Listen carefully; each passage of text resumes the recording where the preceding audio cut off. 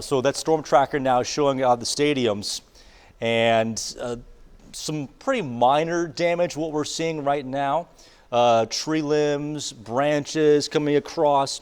You know, the first thing that I look at as a meteorologist is let me find the weakest structure and see if there has been any damage to it. And so my eye immediately caught that white tint to the left side there in the back of Kaufman. That just looked like kind of oh, there's a porta potty down. All right, there's a few porta potties down. I don't quite know the wind rating of a porta potty, but I would imagine 60 to 70 mile per hour wind gusts could probably bring down. There's some cones, so that white tent over there. You know, if storm tracker could go around, obviously they're probably going to make a big loop around Kaufman, but if they could do kind of a loop toward where those white tents were, I would be interested to see if there's any damage for that. I mean, there's plenty of stuff to blow around here. We saw the porta potties, the satellite dishes, a lot of people going in and out. I would be really interested to know what maybe some of the Royals officials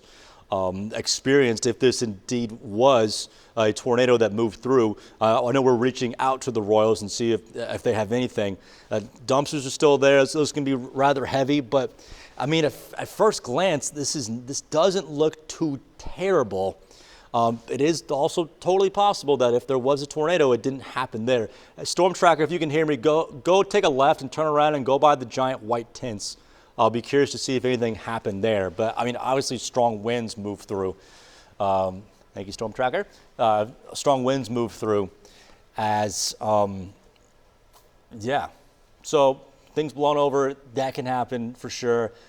Not a ton of tree damage. There's also a giant gap. So we'll keep watching storm tracker here for a little bit. I do want to update that what I've been reiterating about this tornado warning over near Hardin and Ray County, that circulation is also been noticed by the National Weather Service, who have been dropping in intensity.